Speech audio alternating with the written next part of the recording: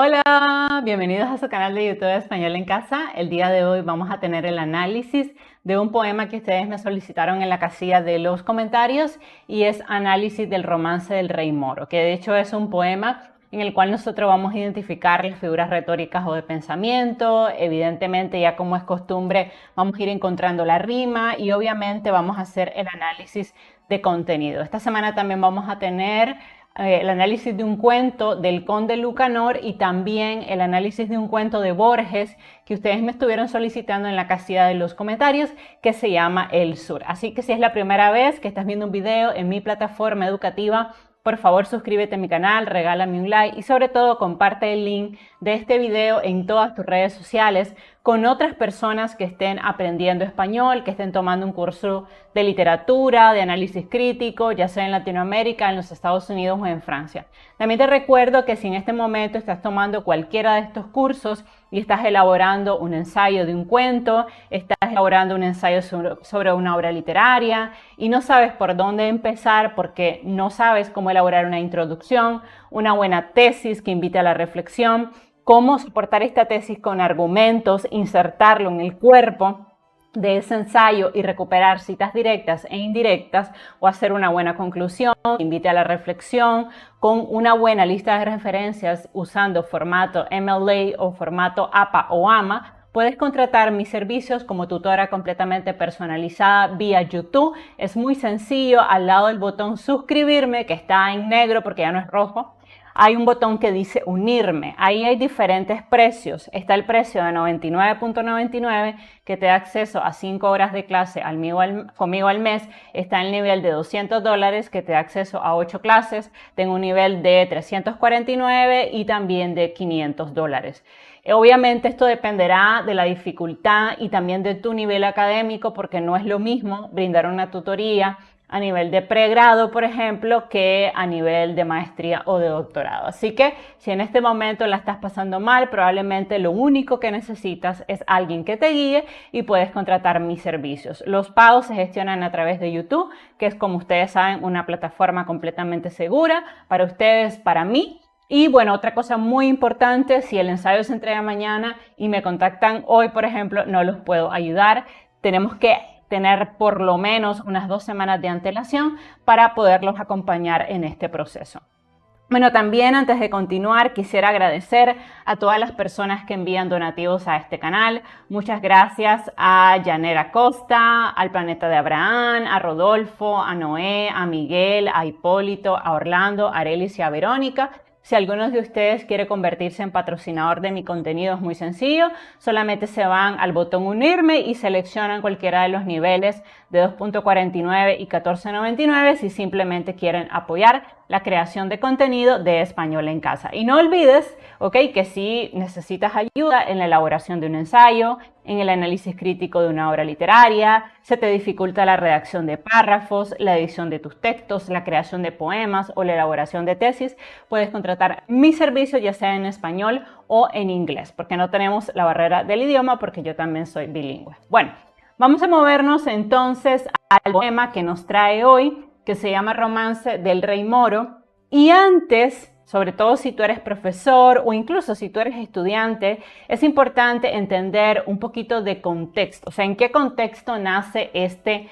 poema, ¿no? Eso es muy importante porque te va a ayudar a comprender. Igual, si tú estás analizando una obra, El Caballero de Olmedo, Fuente Ovejuna, La vida de sueño, es muy importante que tú recuperes información de la biografía y sobre todo el contexto histórico y cultural en que se escribió ese poema, porque no es lo mismo analizar La fiesta del chivo, que es una novela relativamente contemporánea al día de hoy, a analizar El Caballero de Olmedo o, por ejemplo, Valor, Agravio y Mujer, que son obras del siglo de oro español. Entonces, hay que entender en términos de contexto, que es súper esencial para poder entender el poema antes de leerlo, que los árabes, recuerden que llegan a España en el año 711 e influyen no solo políticamente en la región española, sino también en el idioma, en la cultura y en las costumbres. Esto obviamente generó el encuentro entre dos sociedades y se produjo una lucha entre estas dos religiones, ¿no? Por un lado estaba la religión musulmana, el Corán, y por otro lado estaban los cristianos católicos, que al final logran expulsar a los moros de España. No obstante, los moros estuvieron asentados en España bastante tiempo, por tanto, su cultura también permeó a la sociedad española. Esto se conoce en literatura como sociedades en contacto. Entonces, la primera temática que hay que identificar dentro del poema es esa, las sociedades en contacto, o sea, la vinculación entre la sociedad española y la sociedad mora. Recuerden ustedes que al final los moros son empujados hacia el sur hasta que son recluidos en Granada, en la ciudad de Granada, y en 1492 ellos pierden el control de la ciudad y tienen que rendirse finalmente ante los reyes. Y de esta manera culminan 800 años de influencia mora en España, y por eso nosotros encontramos algunas obras, como por ejemplo Don Quijote de la Mancha, donde vemos que Miguel de Cervantes se burla un poco de los moros, ¿no? Porque había obviamente una rivalidad entre los españoles y los moros. Sin embargo, también hay que decirlo, fueron culturas que se alimentaron mutuamente, y gracias a los moros es que conocemos grandes obras de la literatura universal como Las Mil y una Noche, ¿no? Hay algunas alusiones interesantes dentro del poema. Primero hace alusión a la puerta de Elvira. De hecho, esta imagen que ustedes están viendo es la puerta de Elvira, que ustedes van a encontrar dentro del poema, que el escritor la menciona. Y estas puertas tenían la función en la ciudad de bloquear el acceso si estas ciudades estaban asediadas por otras poblaciones, por militares, por soldados. Entonces, estas puertas de Elvira tenían una función de protección. Un poco me recuerda al caso de la Ilíada y la Odisea, el caso de Troya, que igual era una ciudad amurallada, que tenía portones que estaban completamente sellados. Y esto era importante porque protegía la ciudad de cualquier tipo de invasión. Entonces, keep that in mind, porque luego en el poema va a hacerse una alusión a las puertas de Elvira. También menciona la puerta de Vivarrambla, la puerta de Vivarrambla. De hecho, esta es la puerta porque obviamente este poema está basado en hechos reales, en hechos históricos, a lo que se estilaba mucho en la época, en el siglo de oro español, por ejemplo. Se rescataban leyendas culturales, romances, historias para crear los textos. Así lo hizo López de Vega, el mismo Garcilaso de la Vega. O sea, recuperaban hechos históricos que realmente ocurrían. Entonces, menciona la puerta de Vivarrambla, ¿okay? Que también era una puerta que tenía la función de proteger a la ciudad de las invasiones de soldados, ¿no? También menciona el Zacatín. El Zacatín era una calle que de hecho existe al día de hoy. Si ustedes van a España la van a encontrar, que conducía al Palacio del Alhambra, que era un palacio muy importante en ese momento donde estaban los príncipes, ¿no? Entonces lo menciona el Zacatín, que es como una calle que actualmente es un lugar histórico, y también mucha gente pone puestos de venta de comida y de regalos, ¿no? También menciona otra palabra que se llama añafiles. La palabra añafiles es una palabra que viene del árabe, y los añafiles son trompetas de guerra, ¿no? Entonces aquí pueden ver, cuando se iba a la guerra normalmente se mandaba a los soldados que tocaran las trompetas, porque las trompetas, como no existían redes sociales, ni celulares, ni Facebook, ni periódicos, ni nada de eso, entonces a través del ruido de las trompetas ellos avisaban evidentemente al resto de los soldados y a toda la ciudad que estaban en situación de guerra. Entonces estas trompetas las vamos a oír cuando leamos el poema, pero es importante entender que no es una simple trompeta donde hacemos ruido, sino que esto representaba un llamado a la guerra, ¿no? Porque estos son alusiones históricas de cosas reales. También se menciona la palabra al-faqih. La palabra al-faqih significa sabio o doctor de la ley musulmana, o sea, una persona normalmente mayor. De hecho, se menciona incluso sus barbas, que tenían gran sabiduría, eran personas doctas, muy inteligentes. Y vamos a ver en el poema que este personaje va a hablarle directamente al rey moro y le va a decir que la caída de la ciudad se va a deber a que él no ha sido un buen rey. Lo va a hacer de manera irónica porque en realidad le va a decir buen rey, pero vamos a entender en el contexto del poema, a través de la creación de esta figura retórica o de pensamiento de la ironía, que en realidad le está reclamando porque él había mandado asesinar a una familia mora muy importante por celos, por envidia que había en la corte. Eso también lo vamos a conversar. Quiere decir que este romance también refleja claramente la comprensión que tenía la cultura española de la cultura árabe. Y se menciona incluso la palabra barba, que no es una palabra solo por mencionar que el sabio es barbudo, sino que la barba era una manera de mostrar sabiduría, y en la cultura mora, cuando las personas se dejaban crecer la barba, esto indicaba que eran personas inteligentes, ¿no? Que tenían mucha sabiduría. También vemos otra palabra curiosa que se llama Abencerrajes. Pues resulta que Abencerrajes era una familia árabe que vivía en Granada. Eran guerreros muy valientes provenientes del norte de África, y ellos se volvieron muy importantes en el reino musulmán, y esto provocó, como era una familia que se había ganado respeto por toda su corte, por su valentía, esto provocó la envidia del sultán. Y el sultán, en un momento probablemente de rabia, de envidia, un arrebato, no le estoy justificando, solo estoy contando el contexto, los mandó a degollar en el palacio de Granada. Al respecto de este hecho, que fue verdad, hay muchas historias, algunas no tan reales, otras más reales. Dicen que su sangre cayó sobre el patio y que marcó para siempre el palacio, ¿no? El patio de este castillo, dicen que está, bueno, tiene unas manchas obviamente rojas, pero no creo que sean en sí de la sangre, sino que obviamente pues un palacio muy viejo. Pero hay una alusión a esto, ¿no? A este asesinato que además molestó mucho a los nobles, porque esta era una familia, además de poder económico, con mucho poder político y con mucha influencia. Entonces hay una parte del poema en que el alfaquí, que es este sabio de gran inteligencia, le dice al rey que él va a perder la ciudad de Granada, que está entre las últimas ciudades que le quedaba a la población mora, por haber cometido el horrendo crimen de haber asesinado a la familia de los Abencerrajes, ¿no? Entonces, esto era una historia que de hecho era conocido por todos, porque como les digo, había un choque de culturas, no solo para mal, o sea, no solo es que había guerras entre ellos, sino que también los españoles absorbieron mucho de la cultura árabe y tenían una profunda comprensión de las culturas de este pueblo, aunque obviamente los miraban con cierto nivel de desprecio, ¿no? También hay otra palabra que menciona en el poema, que son los tornadizos. Los tornadizos eran cristianos que se habían convertido al Islam, pero que tenían dudosa lealtad, porque en realidad lo habían hecho por un tema de interés, no porque realmente ellos se sintieran identificados con la cultura o con la religión islámica. Entonces, en ese tiempo, el sultán le dio preferencia a estos tornadizos, que en realidad eran personas falsas, por sobre otras familias musulmanas de gran prestigio como los Abencerrajes. Y por eso en el poema se menciona que una de las consecuencias por las cuales, una de las causas por las cuales él va a perder la ciudad es precisamente porque él va a elegir a los tornadizos en vez de familias de mayor renombre y que de verdad estaban comprometidas con el pueblo musulmán como los Abencerrajes, ¿no? Vamos a ver también una alusión al dios de la guerra, al dios Marte, ¿no? Lo vemos claramente en el poema porque cuando lo leamos ustedes van a ver.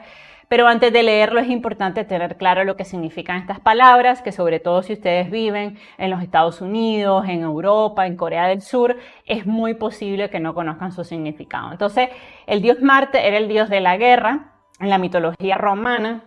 Y es bien importante la alusión al dios Marte porque deja claro que el autor de este poema es cristiano y no musulmán, porque si hubiera sido musulmán nunca hubiera mencionado a estos dioses paganos de la mitología romana. Entonces también, aunque no tenemos, por cierto, el nombre de la persona que escribió el poema, sí podemos deducir, y esto por cierto es pregunta de examen, si están tomando un módulo de literatura, podemos deducir que el autor era cristiano y no musulmán. Y también lo podemos deducir porque hay un momento dentro del poema que el autor hace lucir muy bien a las personas, a los españoles que van a recuperar Granada. Entonces, obviamente vemos allí que el escritor seguramente era español y estaba a favor de que al final España expulsara a los moros, cosa que se logró. Entonces, sabemos muy bien que por las creencias musulmanas, nunca un escritor musulmán hubiera hecho mención a un dios pagano, porque una de las características de su cultura es que tiene un único dios.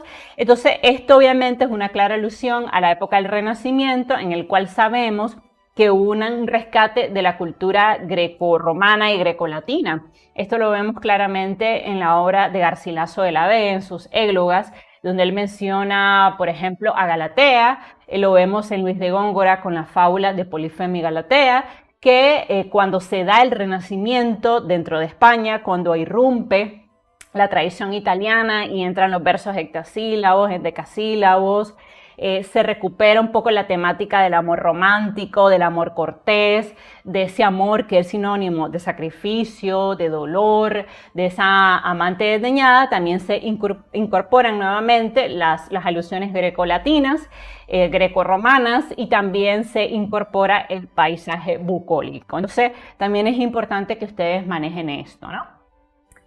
Bueno, en cuanto al análisis de la rima y la métrica, les voy a decir que hay un total de 11 estrofas en este poema. Se manejan versos de 8 sílabas, o sea, octosílabos, y de 5 sílabas, es decir, de arte menor. Recuerden que los versos son de arte menor si son de 8 sílabas o de menos, y de arte mayor si son de más de 8 sílabas. También hay la presencia de una rima asonante en los versos, o sea, solamente van a rimar, bueno, solamente van a rimar las vocales y no las vocales y las consonantes, como ocurriría si fuera una rima asonántica, ¿no? Que es un tipo de rima. La rima consonante era en el siglo de oro español el tipo de rima más usada. Lo vemos muchísimo en los sonetos de Garcilaso, también en los sonetos de Boscán, en la obra de Cetina. Okay, vemos la presencia de la rima consonante, pero este poema está solo en rima asonante, que no es nada malo porque existen dos tipos de rima.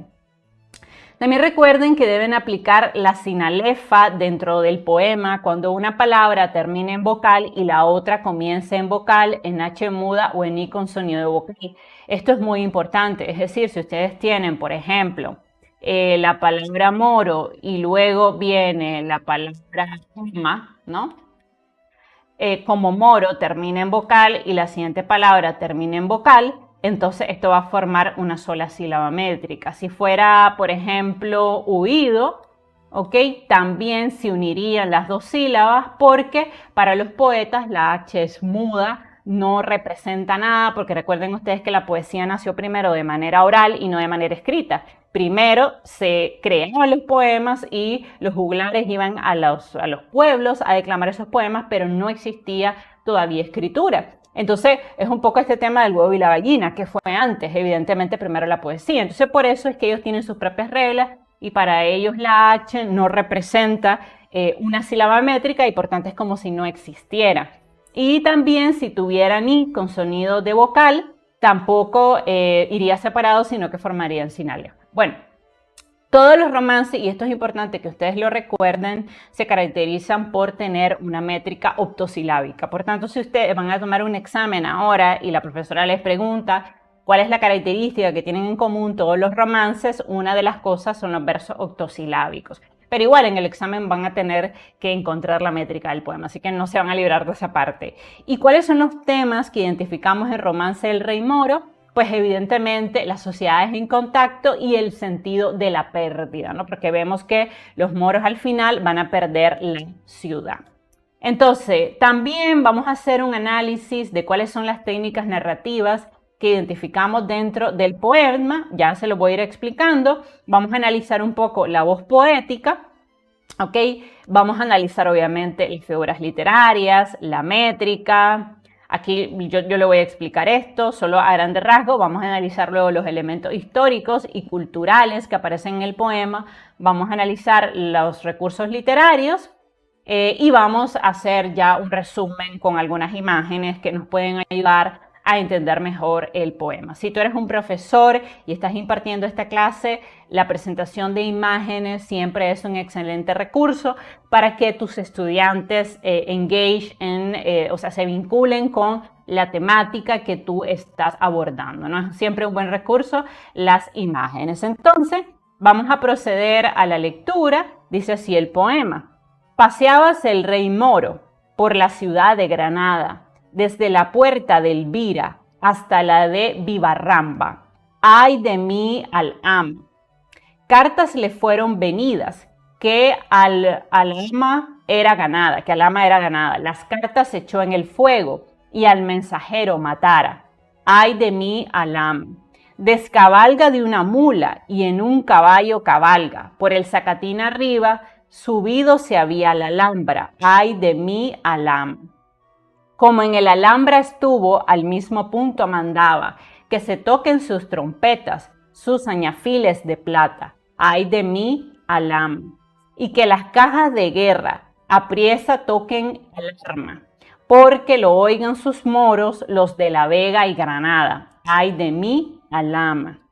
Los moros que el son oyeron, que al sangriento Marte llama, 1 a 1 y 2 a 2, juntado sea gran batalla. Ay de mí Al-Ama. Allí habló un moro viejo, de esta manera hablara: ¿para qué nos llamas rey? ¿Para qué es esta llamada? Ay de mí Al-Ama. Habéis de saber, amigos, una nueva desdichada, que cristianos de braveza ya nos han ganado Al-Ama. Ay de mí Al-Ama. Allí habló un alfaquí de barba crecida y cana: bien se te emplea, buen rey, bien se te empleara. Y muchas figuras retóricas que ya las vamos a analizar. También la presencia del estribillo. Ay de mí Al-Ama. Mataste los benzarrajes, eran la flor de Granada. Cogiste los tornadizos, de Córdoba la nombrada. Ay de mí Al-Ama. Por eso mereces, rey, una pena muy doblada, que te pierdas tú y el reino, y aquí se pierda Granada. Ay de mí Al-Ama. Entonces, básicamente ese es el poema. Quiero mostrarles algunas técnicas narrativas interesantes. Vean que el poema comienza en in media res. ¿Qué cosa es in media res? Quiere decir que el poema está iniciando en medio de la acción, ¿no? Vean que no nos da ningún contexto, no hay una introducción, sino que directamente entra en medio de la acción, ¿no? Se paseaba el rey moro por la ciudad de Granada, desde la puerta de Elvira hasta la de Vivarramba. Ay de mí Al-Ama. O sea, el rey estaba preocupado porque sabía que estaba perdiendo muchas ciudades que le pertenecían, ¿no? Entonces ahí vemos la técnica en in media res, que entra directamente en la acción. También tenemos como técnica narrativa la narración de muchos eventos. Vemos que dice: cartas le fueron venidas, que Al-Ama era ganada, ¿no? Entonces aquí vemos que está narrando hechos históricos. Además, la voz poética nos está contando, evidentemente, cómo se perdieron estas ciudades, ¿no? Y nos está describiendo lo que está pasando. Hay una técnica narrativa, nos está contando una historia. Luego dice: las cartas echó en el fuego y al mensajero mataba. Vean ustedes incluso que este es un rey cruel, ¿no? Porque hay un mensajero que seguramente es moro y que le ha llevado la noticia de que están cayendo las ciudades, que al final, y es lo que sucede, que los moros van a ser expulsados de España, pero él, como es como él es un rey que no es bueno, no es un rey generoso, no es un rey, lo matan, ¿no? Entonces nos está narrando una sucesión de eventos. Luego dice: descabalga de una mula y en un caballo cabalga, por el zacatín arriba, subido se había la alhambra. Entonces el rey, evidentemente, porque tienen que hacer análisis de contenido, se descabalga de la mula y se monta en un caballo, y esto tiene una significación importante porque la mula es un animal que va lentamente, pero él, como sabe el peligro, que está perdiendo la ciudad y por tanto va a perder el poder, entonces él se baja de la mula, se monta en un caballo y por el zacatín, que era ese espacio que conducía al castillo, él logra subir al Palacio de la Alhambra. Y vemos también cómo, para impartirle mayor sonoridad a este poema, vemos una repetición de lo que se conoce como estribillo. ¿Qué es esto? Ay de mí Al-Ama, ay de mí Al-Ama, de forma tal que el poema es prácticamente una canción. Luego sigue con la técnica narrativa de los hechos, porque dice: como en el Alhambra estuvo, al mismo punto mandaba, que se toquen las trompetas, o sea, las trompetas de guerra, sus añafiles de plata, ay de mí Al-Ama. Entonces nos está narrando que el rey está muy preocupado, ya le han avisado que están cayendo sus ciudades y por tanto él va a pedir que toquen trompetas de guerra para que todo el mundo se dé cuenta, todos los hombres sobre todo, para que vayan a defender la ciudad. Y que las cajas de guerra apriesa toquen alarma, porque lo oigan sus moros, los de La Vega y Granada. Entonces, evidentemente le está llamando a toda su población a que se una a esta guerra cruenta, ¿no? Luego dice, los moros que el son oyeron, aquí ahora viene algo importante porque dice, los moros que el son oyeron, que al sangriento Marte llama, ¿ok? ¿Cuál es el son? El sonido de las trompetas. ¿Por qué están llamando a Marte? Porque es un llamado de guerra, el dios de la guerra es Marte. 1 a 1 y 2 a 2, juntados sea gran batalla, o sea, los moros, obviamente, los soldados acuden, y nuevamente tenemos el estribillo, ay de mí, Alhama, que este estribillo además es como un llanto, ¿no? Hay una tristeza que podemos notar dentro del poema, porque evidentemente los moros al final van a perder esta guerra, y esto fue algo histórico, que de verdad pasó. Allí habló un moro viejo, ¿no? Aquí vemos interesante, es una persona con sabiduría, de esta manera hablara. Y aquí hay una interrogación retórica y hay otra técnica literaria que se conoce como polifonía. La polifonía en un poema es el uso de diferentes voces. Vemos que va a hablar el rey, vemos que va a hablar el moro viejo, vemos que va a hablar el alfaquí y vemos que va a hablar el pueblo en general. Entonces, esta presencia de muchas voces dentro de un poema se conoce como polifonía.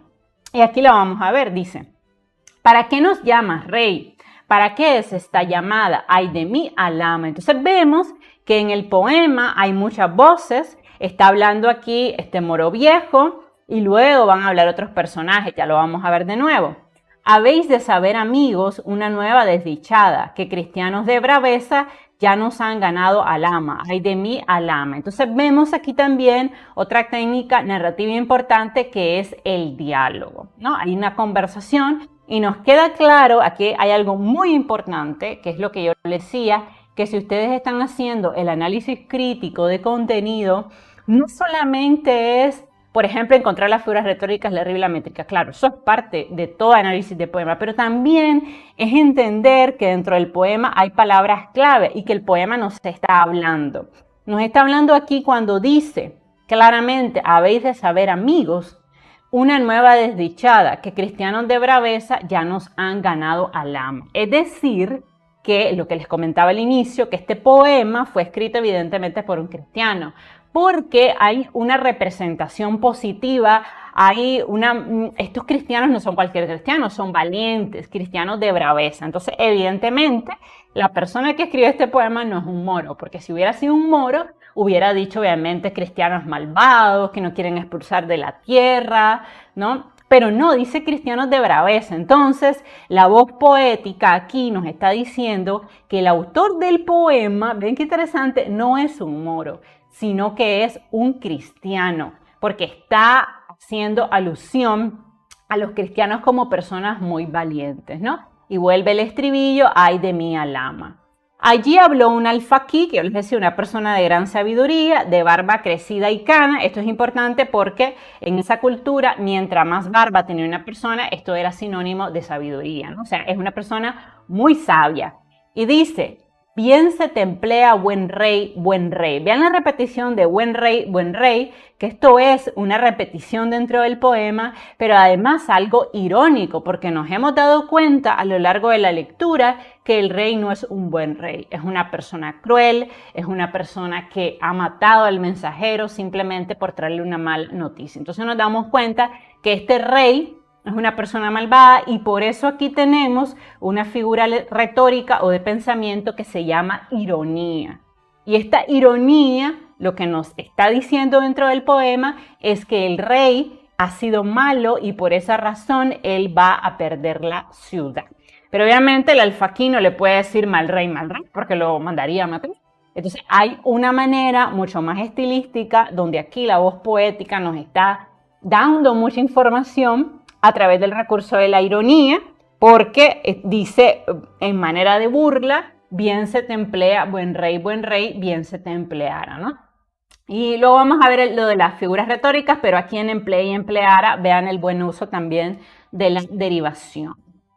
Luego tenemos nuevamente el estribillo, ay de mí, Alhama, y luego dice: mataste los mencerrajes, en realidad es abencerrajes, pero obviamente entendemos perfectamente que es una alusión a esta familia que yo les contaba que fue asesinada brutalmente por el sultán por envidias de la corte, ¿no?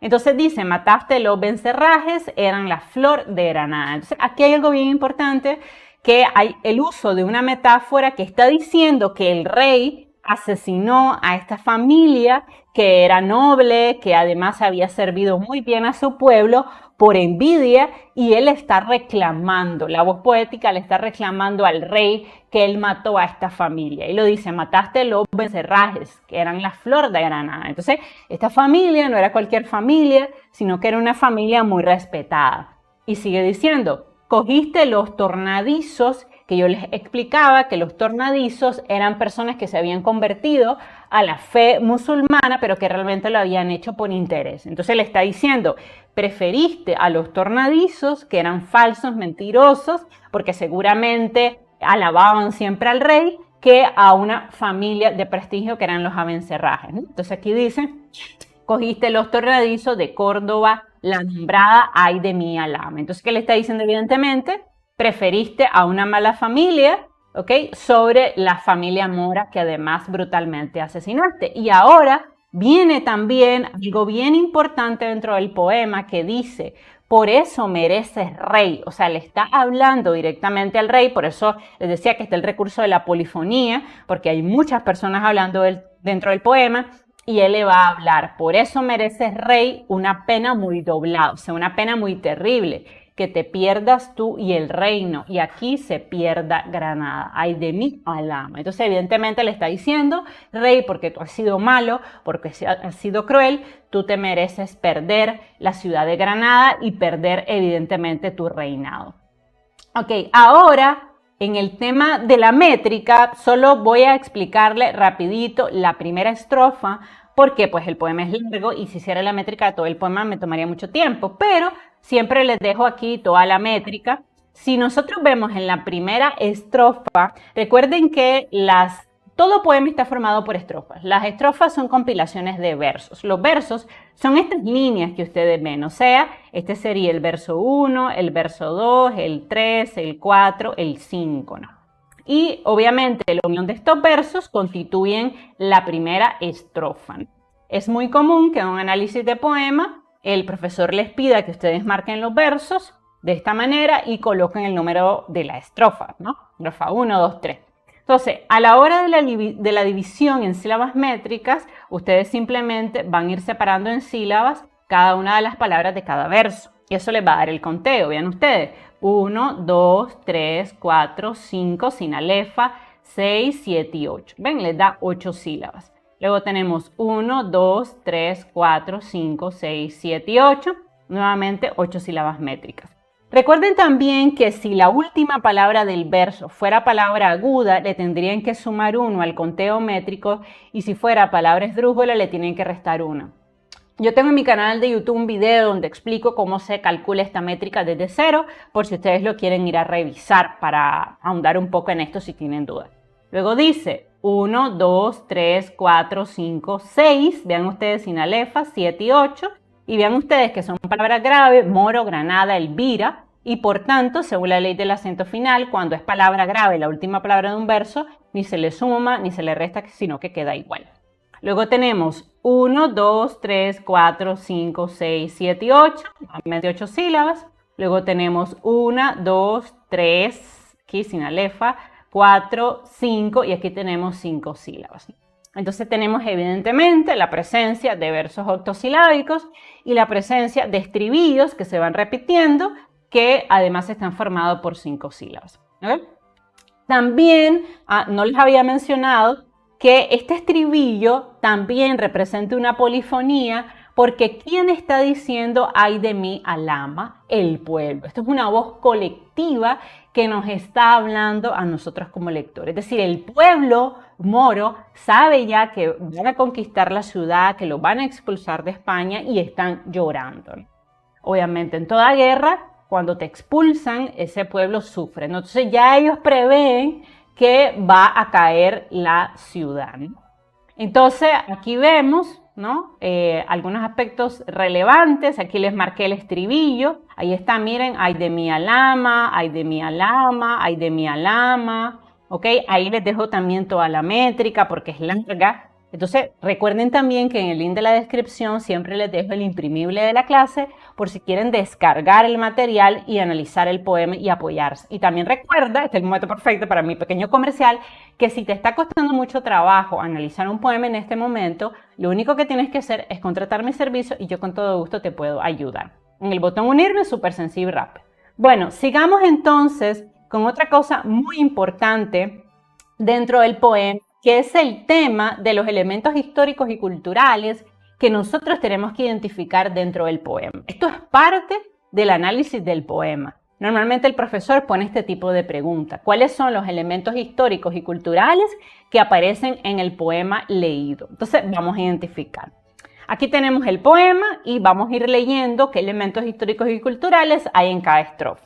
En la primera dice: paseábase el rey moro por la ciudad de Granada, desde la puerta de Elvira hasta la de Vivarramble. Ay de mi alma. Entonces vemos la mención de la ciudad de Granada, que es una de las ciudades, de las últimas ciudades de hecho que tuvieron los moros, hasta que al final fueron expulsados por los reyes católicos en su lucha de defensa por la fe, y también pues obviamente supongo que también en un deseo de que España fuera solo para los españoles. Ustedes saben que entre los moros y los españoles hay fuertes rencillas por este tema de que los moros llegaron a conquistar parte de España, muchas ciudades de España. Entonces vemos aquí esta alusión histórica cuando dice la ciudad de Granada, ¿no?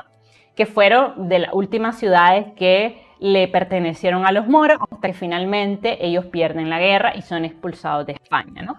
Luego dice: cartas le fueron venidas de Alhama, que Alhama era ganada. Las cartas echó en el fuego y al mensajero matada, ay de mí, Alhama. Aquí tenemos algo muy importante, la mención de Alhama, ¿no? Que Alhama había caído, o sea, había sido perdida en la guerra, ¿no? Luego también dice: y al mensajero mataba, ay de mí, Alhama. También tenemos otro elemento importante, que el rey ha matado al mensajero.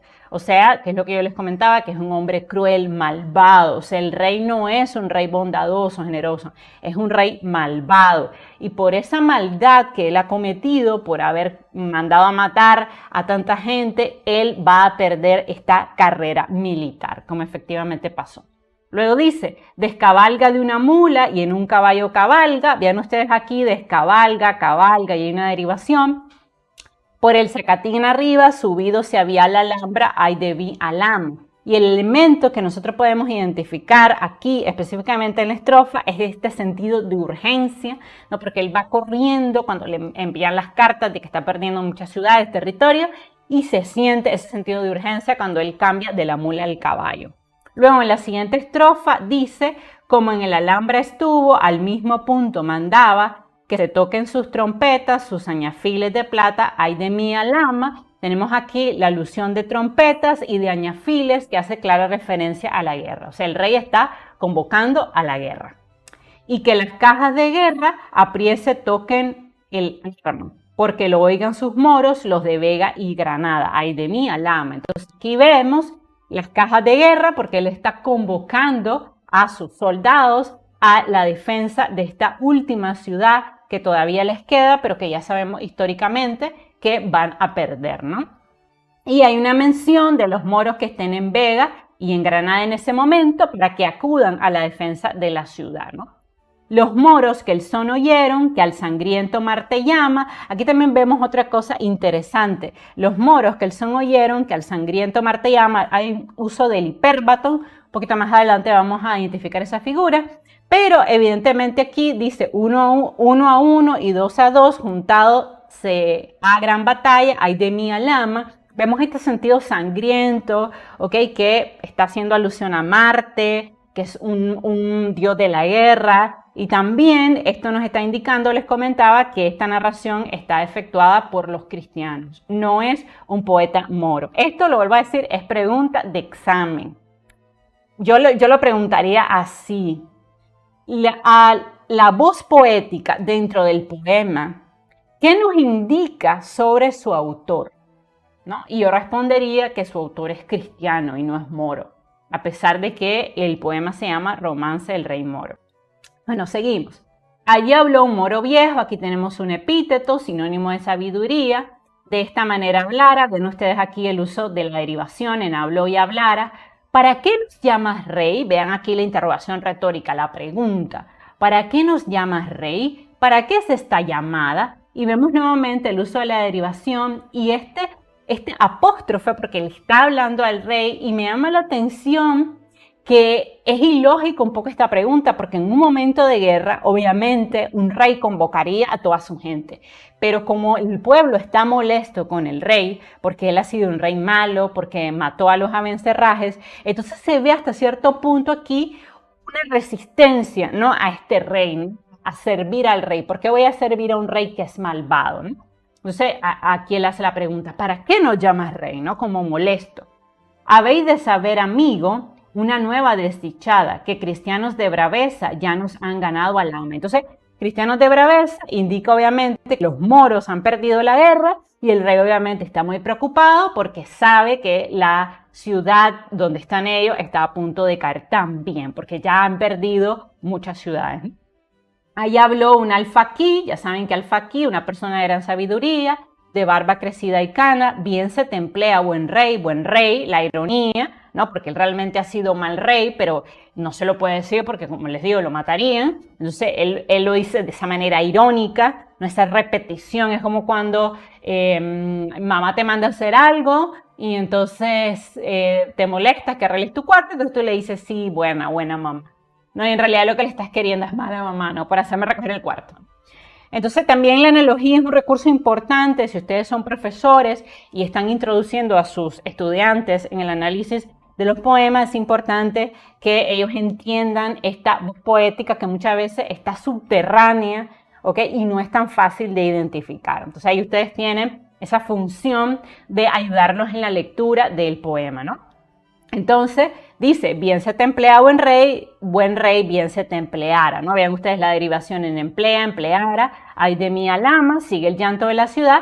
Y aquí nos queda claro que el rey va a perder la guerra por su maldad, porque dice, mataste los vencerrajes que eran la flor de Granada, cogiste los tornadizos de Córdoba la nombrada. Entonces le está diciendo, como tú fuiste malvado y mataste a los vencerrajes, que en realidad a vencerrajes, pero entendemos pues que es una alusión a los vencerrajes, le está diciendo que por eso él va a perder la guerra, porque los abencerrajes eran de verdad personas leales, eran una familia mora, y él prefirió tomar a personas conversas al Islam, que en realidad eran personas falsas, ¿no? Y que seguramente se cree actualmente que le pasaban incluso información al enemigo, o sea, a los españoles, ¿no? Entonces aquí tenemos que evidentemente a través de la flor de Granada nos queda claro ese respeto, esa belleza que tenía esta familia, que era leal al rey, pero por envidias de la corte. Un poco me recuerda a The Crown, ¿no? Esas series. Eso también es un recurso importante si son maestros, ¿no? Hacer estas interconexiones, porque de verdad en la corte eran ambientes donde había mucha envidia y mucha rencilla, ¿no? Entonces dice, por eso mereces rey, le dice él, por eso mereces rey, una pena muy doblada, o sea, una pena muy terrible, que te pierdas tú y el reino, le dice el sabio, y aquí se pierda Granada, ay de mí Alam. Y este final es muy importante, porque nos está diciendo la voz poética que los moros van a perder la guerra y que al final van a ser expulsados de Granada, como efectivamente sucedió. Y aquí vemos la presencia del apóstrofe, porque directamente uno de los personajes dentro del poema le va a hablar al rey. Vean ustedes este diálogo, que también es una técnica literaria, y va a hablarle al rey y le va a decir, porque tú has sido malvado, en castigo vas a perder la ciudad de Granada, como efectivamente sucedió. Bueno, vamos a analizar rápidamente las figuras retóricas o de pensamiento, que es parte también de toda asignación de lengua y literatura. Normalmente va a haber una pregunta, el profesor te va a decir cuáles son las figuras retóricas o de pensamiento que identificas dentro del poema y por qué, o sea, por qué se hace uso de esta figura, o sea, qué significa esto, ya lo vamos a hacer. Esta parte también es un poco compleja, yo les recomiendo que si quieren ahondar en el tema de la figura, vayan nuevamente a mi canal a ver los 10 videos que tengo sobre las figuras. Pero bueno, dice, paseábase el rey moro por la ciudad de Granada, desde la puerta de Elvira hasta la viva Rambla, ay de mí Alhambra. ¿Qué vemos aquí? Evidentemente una imagen visual, porque nos estamos imaginando que el rey está ansioso, caminando de un lado a otro, vean, desde la puerta de Elvira a la de Villarrambla, preocupado, ¿no? Porque él sabe que está a punto de perder la ciudad de Granada. Evidentemente también hay un hipérbaton cuando dice paseábase el rey moro, el orden lógico debería haber sido el rey moro se paseaba, porque la lengua española de hecho se caracteriza por tener sustantivo y verbo y predicado. Pero aquí el escritor adrede está causando un hipérbaton por las siguientes razones: para darle mayor belleza al poema, para imprimirle también este sentido de extrañeza, este sentido de confusión y evidentemente para darle mayor belleza estilística a la creación poética. Luego dice, cartas le fueron venidas que al alma era ganada, ¿no? Las cartas echó en el fuego y al mensajero mataba, ¿no? Entonces vean ustedes aquí que tenemos una reduplicación de las palabras cartas, cartas, cartas, ¿no? Esa reduplicación para hacer énfasis que las cartas le llegaron y el molesto la echó en el fuego. Y también vemos un hipérbaton, porque dice, cartas le fueron venidas, debería haber sido, le vinieron cartas, debería ser lo lógico, que al ama era ganada, las cartas echó en el fuego y mató al mensajero, eso hubiera sido el orden lógico. Pero vemos, cuando lo leemos, y por eso es muy importante que ustedes lean estos poemas en voz alta, vemos claramente este desorden de los elementos que sobre todo se nota al oído. Y esto también le imparte mayor sonoridad al poema. Luego dice, descabalga de una mula, vemos nuevamente otro hipérbaton, y en un caballo cabalga, en descabalga y cabalga tenemos la figura literaria de la derivación, que es emplear palabras que tienen la misma raíz, descabalga, cabalga, cabalgura, cabalgando, ¿no? Entonces vemos aquí una derivación, no es una reduplicación, porque la reduplicación es la repetición exacta de la misma palabra. Y esto es un error muy común. Una cosa es reduplicar, decir cartas, cartas, cartas, amor, amor, amor, y otra cosa es derivar, como aquí, descabalga, cabalga, cabalgadura, ¿no? Y también vemos la presenta del hipérbaton nuevamente, ¿ok? Porque hay un desorden, descabalga de una mula, ¿no? Debería haber sido, se baja de la mula, y cabalga en un caballo por el zacatín arriba, subido, se había al alambre, ay de mi alambre. Entonces hay un desorden, ¿no? Dentro del poema, dentro de esta estrofa, pero esto lo que hace es darle también mayor belleza, ¿no? Al poema, o sea, suena como una especie de canción, ¿no? Luego dice, como en el alambre estuvo, al mismo punto mandaba, que se toquen sus trompetas, sus añafiles de plata. Bien ustedes, esta imagen auditiva, porque él está apelando, el escritor, la voz poética, está apelando a nuestro sentido de la escucha. Recuerden que las imágenes son figuras literarias, puede haber imágenes visuales, imágenes táctiles, imágenes auditivas, y esto es una imagen auditiva, porque está apelando al sentido de la escucha. Luego dice, y que las cajas de guerra apriesa toquen el arma, porque lo oigan sus moros, los de La Vega y Granada. Nuevamente, vean ustedes cómo tenemos otra imagen auditiva, ¿no? Porque esas cajas de guerra, ¿no? Tienen que hacer este ruido para avisar al resto de los moros que tienen que correr a defender Granada, ¿no? Y vemos siempre la presencia del estribillo. Luego, en la siguiente estrofa, tenemos más figuras porque dice, los moros que el son oyeron, que al sangriento Marte llama, 1 a 1 y 2 a 2 juntados sea gran batalla. Aquí tenemos una alusión a la guerra, hay un lenguaje connotativo, porque a través de la mención de Marte y a través del epíteto sangriento, nos queda claro que esto es un llamado de guerra y que va a haber sangre, como en toda guerra, obviamente, tristemente.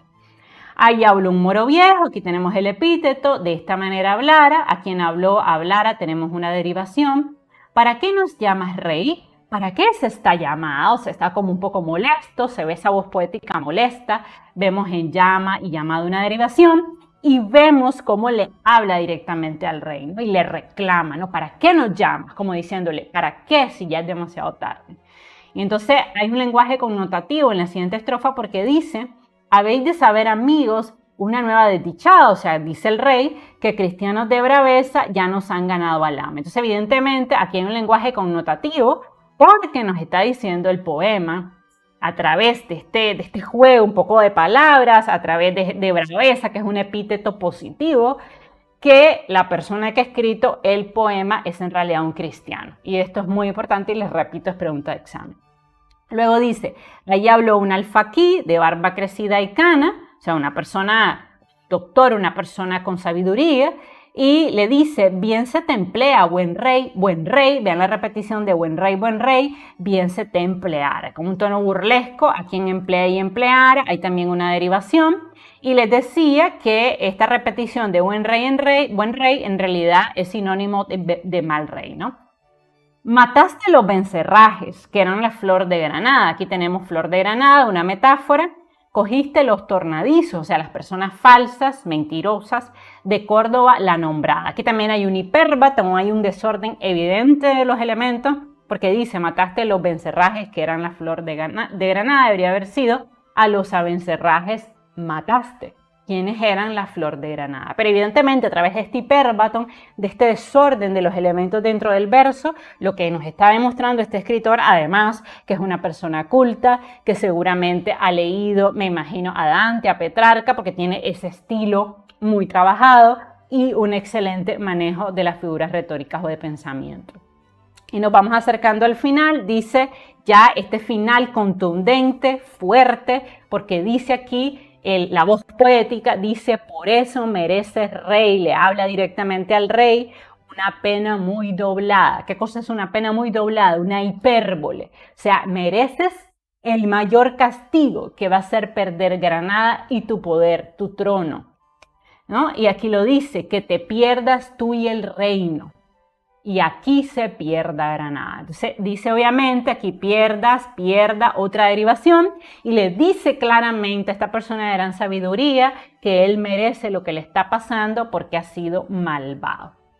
Y básicamente así se analiza todo poema, ¿ok? No es tan complicado, siento yo, espero que este video te haya ayudado. Recuerda que la misma técnica que aplicas para analizar un poema es lo que debes aplicar para analizar otro poema. Y te doy un gran consejo.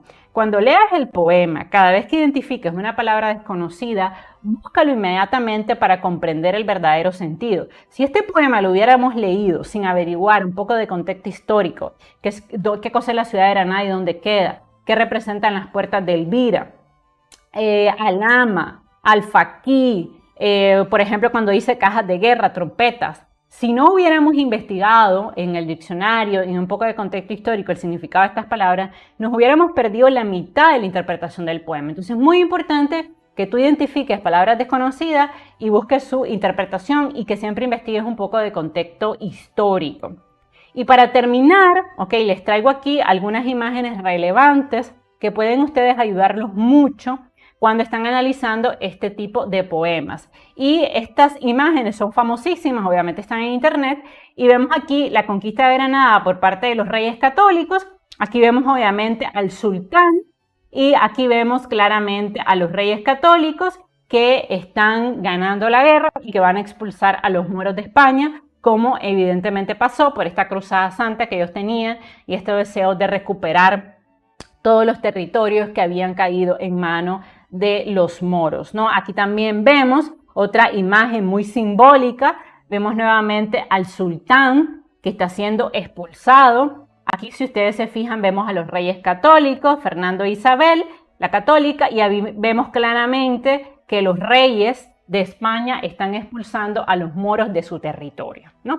Entonces también estas imágenes pueden ustedes ayudarlos a transportarse a esta escena del poema, y es muy útil que si ustedes son profesores, ustedes inicien la conversación con los estudiantes presentándoles estas imágenes que van a hacer que la clase de literatura sea más entretenida, den un poco de contexto histórico y un poco entren a sus estudiantes a través de la presentación de estas imágenes que despierten siempre el interés y la curiosidad. También, si ustedes pudieran hacer una excursión en un mundo idílico, sería genial que si están impartiendo un curso de literatura española, pudieran hacer en vacaciones algún viaje rápido y conocieran esta ciudad española. Es también una excelente manera de promover y de alentar a los estudiantes a la lectura y adentrarse en la belleza que representa la literatura y que tristemente pues actualmente ha caído en desgracia y en olvido.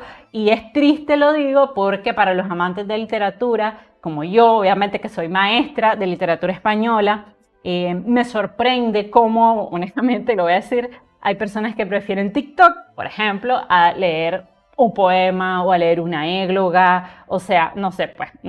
Y en este sentido, como profesores de literatura tenemos un enorme reto, porque afuera compite Netflix, Amazon Prime, no tengo nada en contra de eso, pero ustedes van a tener que encontrar estrategias que generen curiosidad e interés en sus estudiantes, más que antes, porque los profesores de antes, hace 40 años, no tenían elementos distractores. También a manera de conclusión, solo quiero recordarles que cuando ustedes analizan un poema, tienen que encontrar obligatoriamente la métrica, la rima, las figuras retóricas o de pensamiento, tienen que encontrar los temas, los subtemas que están dentro del poema, tienen que explicar qué significan las figuras retóricas y no lo expliqué, pero rapidito lo voy a explicar. Si yo me regreso al poema, les quiero solo enseñar qué cosa es la rima asonante. Aquí tenemos en Granada y en Villarrambla, tenemos obviamente que riman la A, pero no riman las consonantes, la D no está rimando. Entonces, esto se conoce como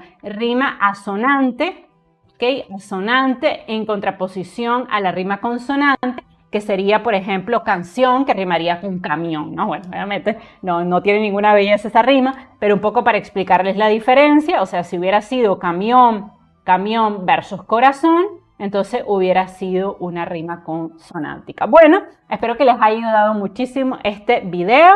Recuerden compartir, regalarme un like, dejarme comentarios si ustedes se han leído el romance del Rey Moro, qué interpretación le dan, qué figuras retóricas ustedes han encontrado. Si están ahorita en un curso de literatura y tienen cualquier pregunta referente al poema, me lo pueden hacer. Déjenme saber en la casilla de los comentarios si ustedes cuando leyeron el poema realmente lo entendieron. Normalmente esto requiere no solo leerlo, obviamente como ustedes han visto, es leerlo incluso varias veces, ¿ok? Yo les recomiendo como mínimo leer el poema 3 veces. Vean ustedes que yo en tiempo real hice el ejercicio de leerlo con ustedes, porque esto no es de memoria, muchachos, esto es de entendimiento. Lo que tienen que aplicar es el critical thinking, como bien dicen los norteamericanos. Entonces, leer con cuidado, marcar palabras, identificar figuras literarias y retóricas, buscar palabras desconocidas, y si sigues todos estos pasos, estoy segurísima que vas a tener una excelente nota en tu clase de literatura española, y si me buscas para que te ayude todavía mucho mejor. Les mando un beso y un abrazo. Nos seguimos viendo. Bye bye.